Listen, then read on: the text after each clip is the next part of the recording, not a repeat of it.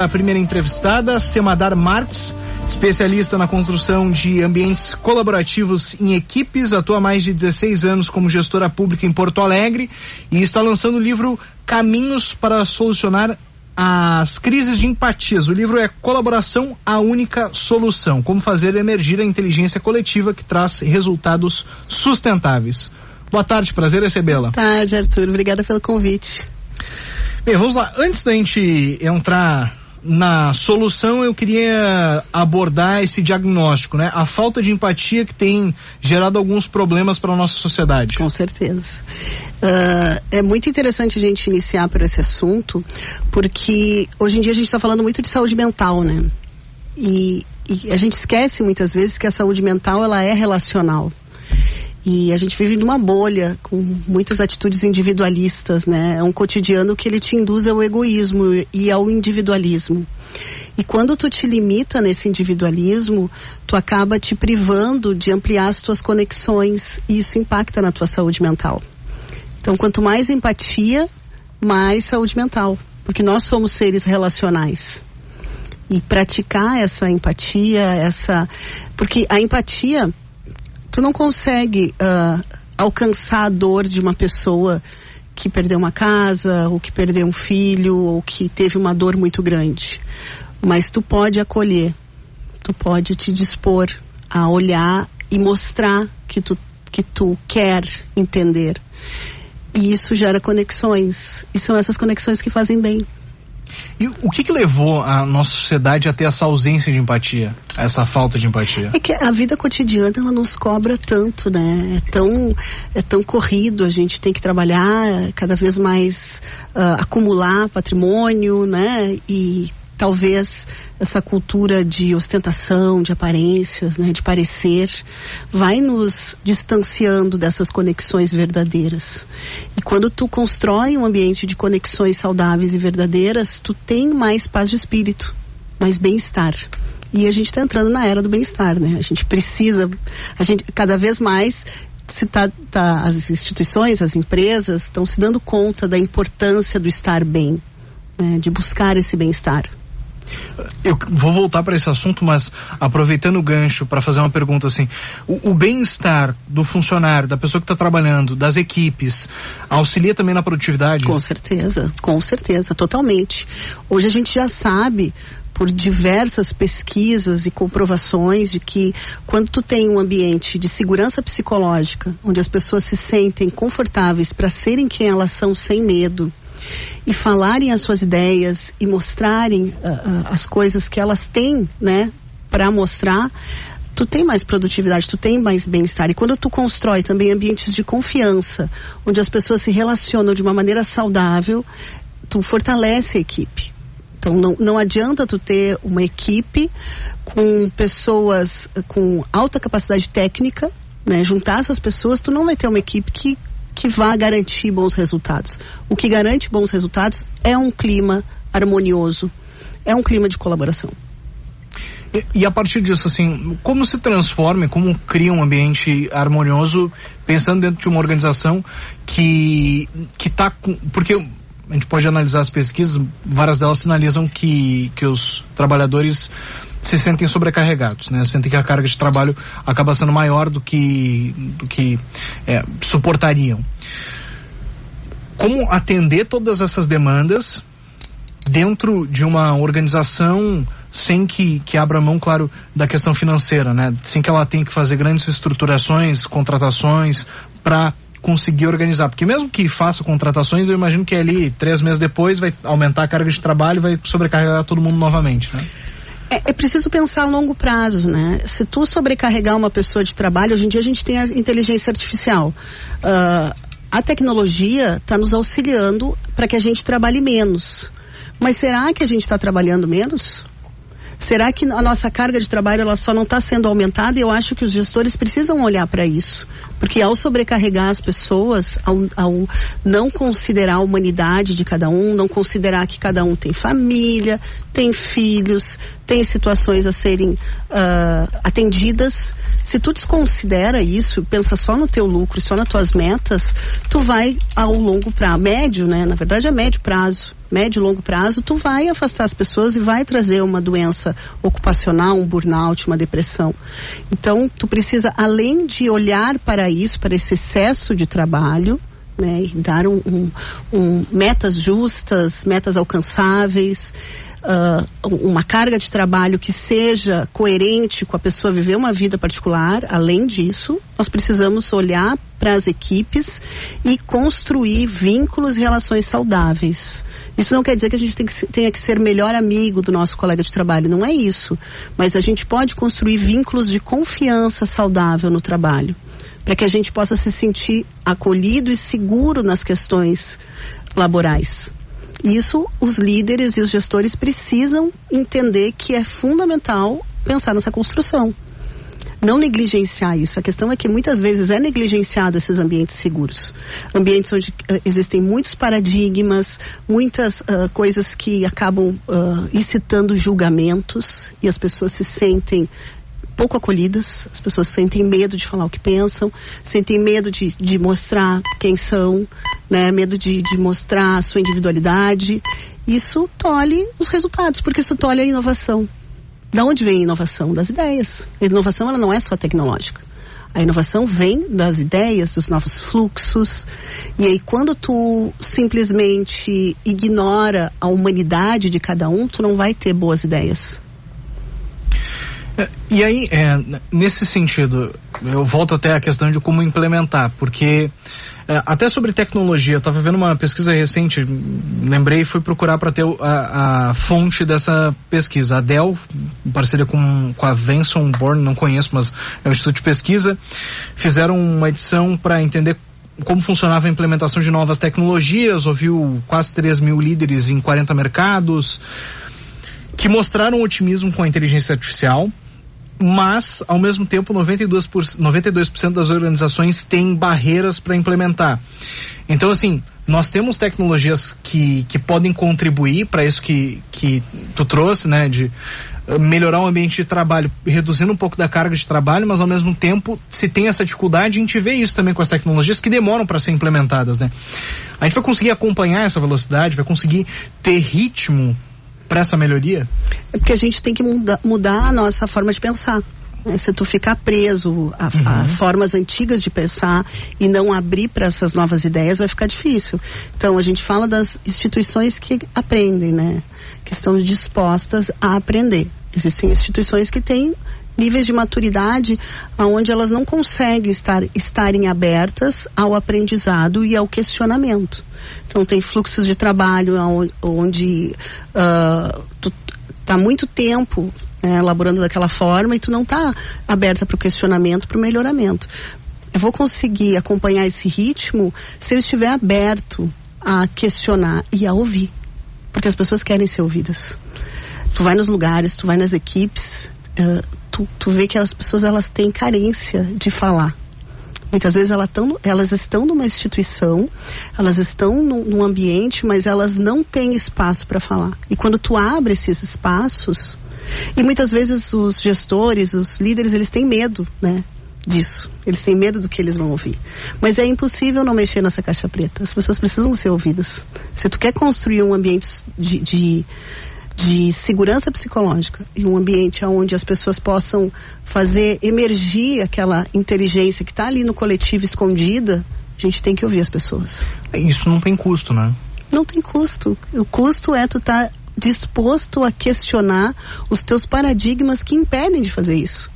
Muitas vezes tu não quer por medo, tu tem medo, ou tu acha que isso não é necessário, ou tu acha que vão te trazer problemas e tu não quer mais problemas, tu tá cheio de problema, com a cabeça cheia. Então tu fica com medo de ouvir as pessoas. E às vezes são coisas simples, são ideias simples que podem fazer toda a diferença. E nesse caso, esse receio surge por medo de, por exemplo, vir uma crítica, até vai ao encontro que mencionou sobre problemas, né? Mas de trazer uma crítica, de trazer uma sugestão, olha, esse processo aqui talvez possa ser diferente. Por medo de ser substituído, pode ter isso também? Eu não estou falando de o último gestor, né? Mas a nível operacional já. Arthur, a gente tem medo o tempo todo. Eu tenho, tu tem. A gente tem medo ansiedade, insegurança. Isso é comum, isso é da nossa humanidade. Então, eu posso ter N motivos, por N motivos, não querer ouvir as pessoas. Eu posso ter medo que tu tenha uma boa ideia. E aí a gente entra na importância do autoconhecimento dos líderes, para não deixar com que o seu ego atrapalhe o crescimento das equipes. Porque quantas vezes a gente já deu uma boa ideia numa reunião e aquela ideia foi desmerecida ou invalidada por medo ou por ego daquele gestor.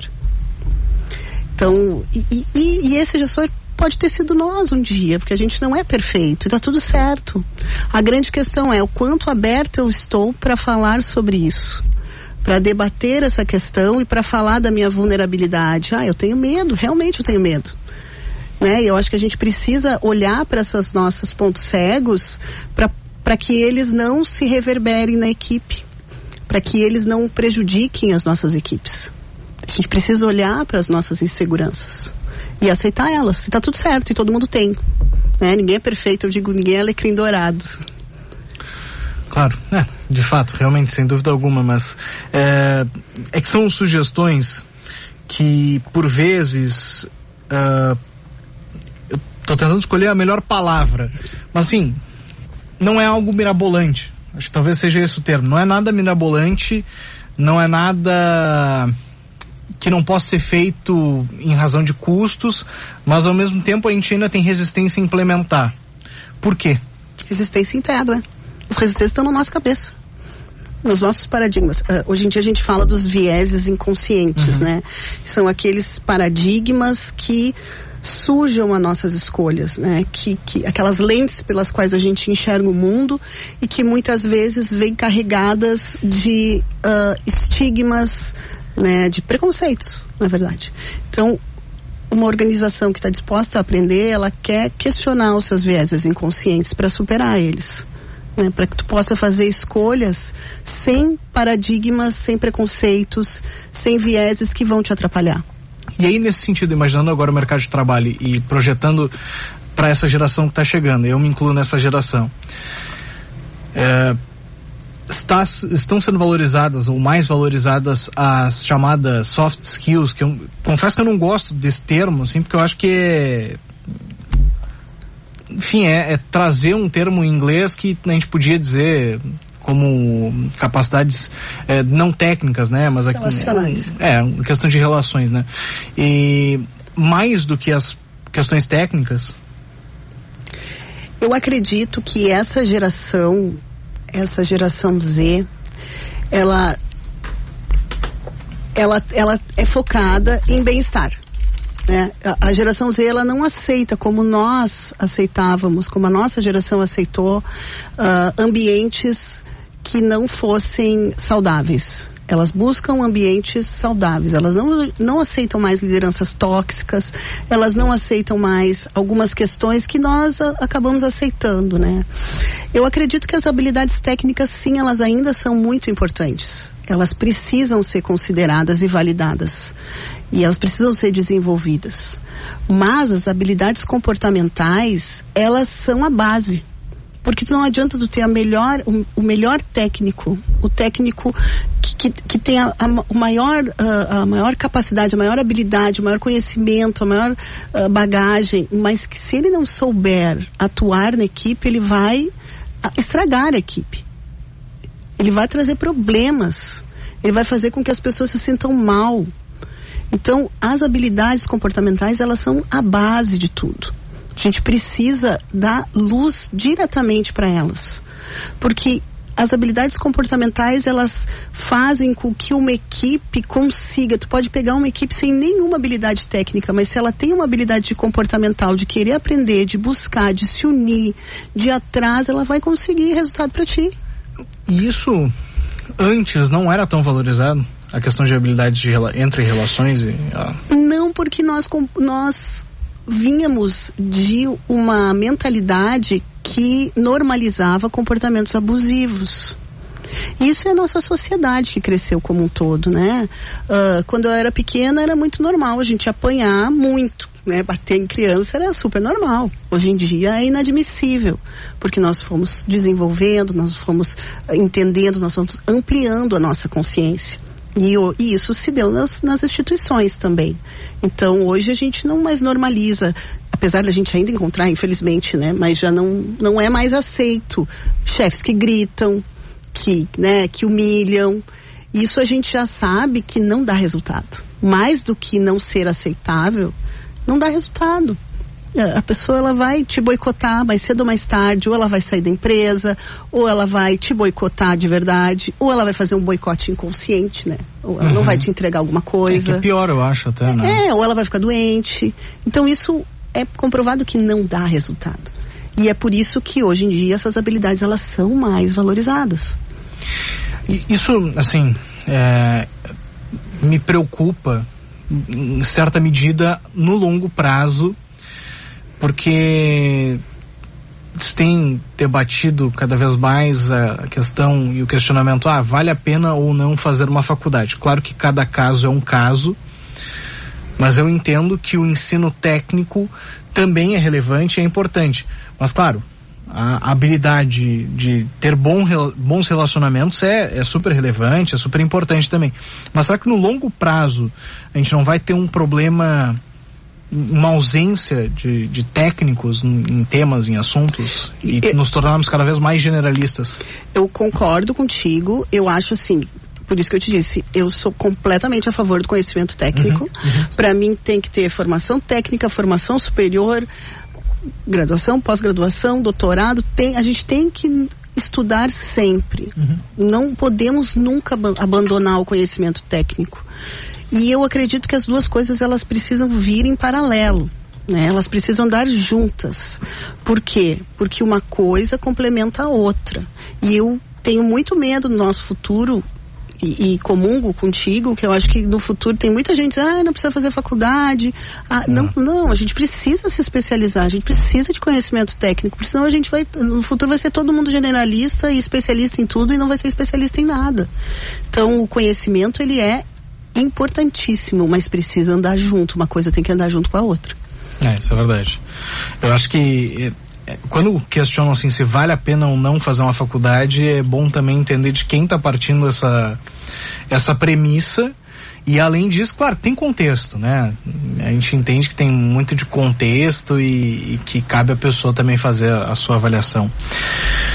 Mas avançando nessas questões de que a colaboração e um ambiente saudável contribui para as empresas, para os resultados das empresas, e a gente, em meio a toda essa discussão, tem a questão envolvendo a ESG, que parece uma palavra assim meio etérea, meio mágica, quase angelical, o ESG.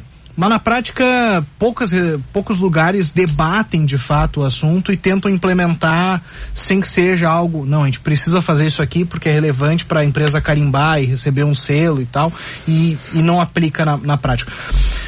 Como as corporações podem fazer de verdade e ter práticas sustentáveis de verdade?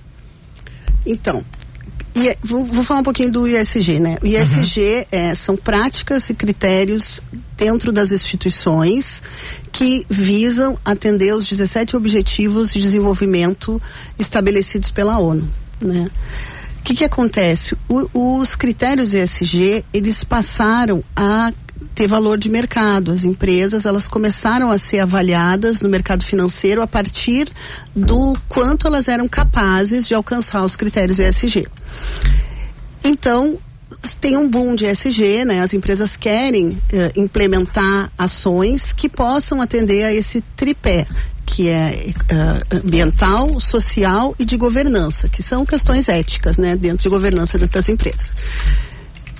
Para que a gente possa efetivamente ter ações que sejam sustentáveis, né, que possam auxiliar o planeta e que a empresa possa cumprir a sua função social, né, porque a empresa, ela tem uma função social, ela extrai lucro, ela tem que entregar para a sociedade, né? Função da empresa, né, a responsabilidade da empresa de entregar algo para a sociedade, né, naquele meio que ela está inserida. Para que a gente possa efetivamente ter ter ações sustentáveis dentro da empresa que não sejam de greenwashing, que a gente chama, né? Que sejam só para inglês ver, como a gente costuma dizer. A gente precisa criar uma consciência dentro da empresa desses valores éticos, né? Valores humanos. Porque quando a gente está voltado somente para a nossa individualidade, a gente não consegue ver a importância de cuidar do planeta, de cuidado social, de cuidado ambiental, de pensar em valores humanos. Então a empresa ela precisa construir uma ideia de valores humanos verdadeira, que não seja só a missão, visão, valores no quadrinho da parede.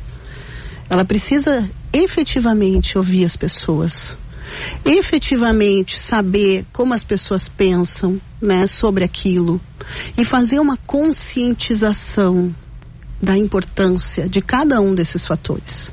E aí vão vir ideias, né? E a gente vai ter ações que podem ser feitas, escalando em ações que podem ser feitas efetivas, né? E que sejam verdadeiras. E nesse caso, as iniciativas partem de maneira vertical, isso é, do chefe ao funcionário, ou elas podem partir e devem ser debatidas de uma maneira mais horizontal, em que todos estão em pé de igualdade? Não é exatamente isso, mas estariam próximos ali, podendo debater e ter uma colaboração no assunto. A influência do gestor maior, do CEO, do líder de uma organização, ela é inegável, né? Quando o líder compra a ideia e compra o projeto e entende a importância disso, todo mundo vai se engajar mais facilmente. As pessoas elas vão olhar para isso de uma outra forma. Isso é inegável. Agora, nada impede de uma equipe e estanque fazer uma micro-revolução ali, propor um projeto, poder pensar aquilo. Se ela não tem o patrocínio maior, ela pode pensar dentro daquela equipe e, por que não, influenciar o resto da organização. Isso acontece, né, e é totalmente viável. Mas o ideal é que os líderes eles tenham essa consciência e comprem essa ideia, né? Eu penso muito que essas práticas e essas iniciativas precisam comprar o gestor pelo bolso. Comprar é um termo ruim, mas assim, precisa convencer, partindo da perspectiva que isso vai trazer mais lucros, ou que isso vai entregar mais resultados, mesmo que no longo prazo. E aí, acho que a COP também teve vários debates possibilitando ver como o mundo está enxergando e está migrando para outras iniciativas, e que talvez pegar e surfar essa onda seja interessante, né? Foi o que aconteceu com o ESG, que a gente conseguiu, que foi colocado como valoração do mercado financeiro. Então muitas empresas elas buscam atender esses critérios ESG para poder ter um bom valor de mercado, ter um bom valor nas suas ações, que não deixa de ser, que é meio torto, né? Mas é o que a gente conseguiu, né? É o que deu e era isso. A gente vai tentar conscientizar as pessoas dessa forma.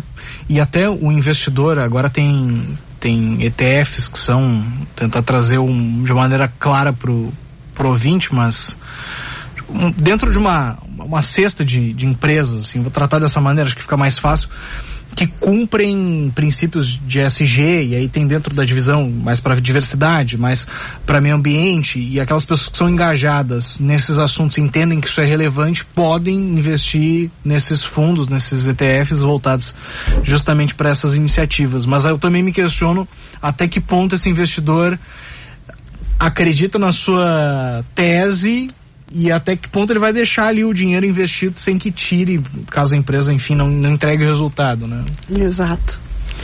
Acho que o bolso sempre pesa bastante nessa tomada de decisão. Sempre. Mas também é uma forma de tu ter uma conscientização. É como a gente pensa na questão das multas, né? Antigamente ninguém era conscientizado pela questão do cinto de segurança, e hoje em dia todo mundo usa e ninguém reclama mais. Então é isso.